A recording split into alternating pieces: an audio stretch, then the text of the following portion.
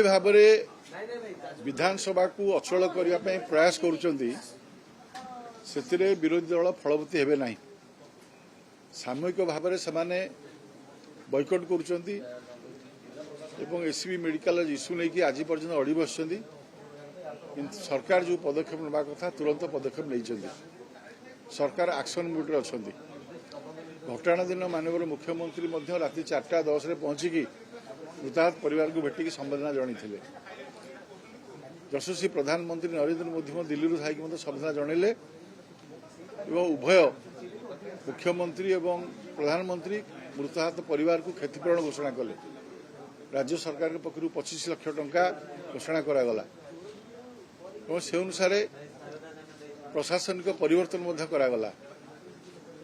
ताकू गोटे कमिटी करागला ताकू जांच करिया पाई एवं विधानसभा रे माननीय स्वास्थ्य मंत्री विवृत्ति रखिले एवं गतकाली सुप्रीमकोर्ट आरंभ कर अन्य प्रशासन में परिवर्तन होती।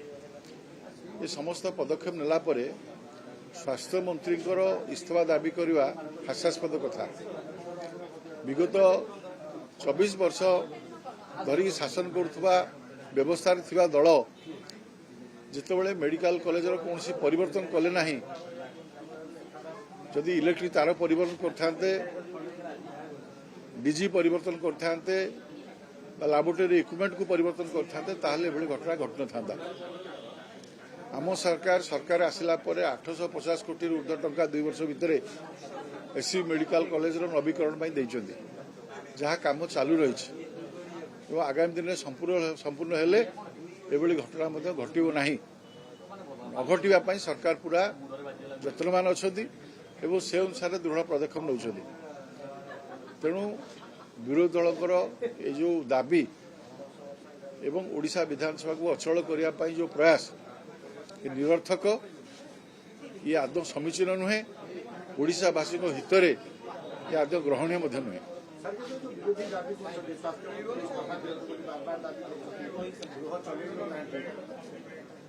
मुझे कथा कहली स्वास्थ्य मंत्री इस्तीफा दाबी संपूर्ण निरर्थक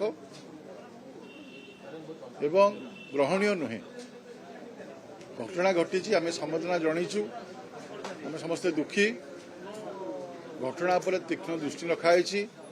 मृताहत परिवार को समवेदना और साहाय्य व्यवस्था कराई। सबको घर पर्यंत पहुंचापी व्यवस्था कराई। संस्कार सरकार दायित्व नहीं। ये पुराना व्यवस्था रे थिबा मेडिकल दुर्घटनार कारण से दायी से कथा से भूली जावा उचित नुहे। एबर सरकार आर्थिक व्यवस्था कर 2 वर्ष 800-850 कोटी टंका कर काम आरंभ होती।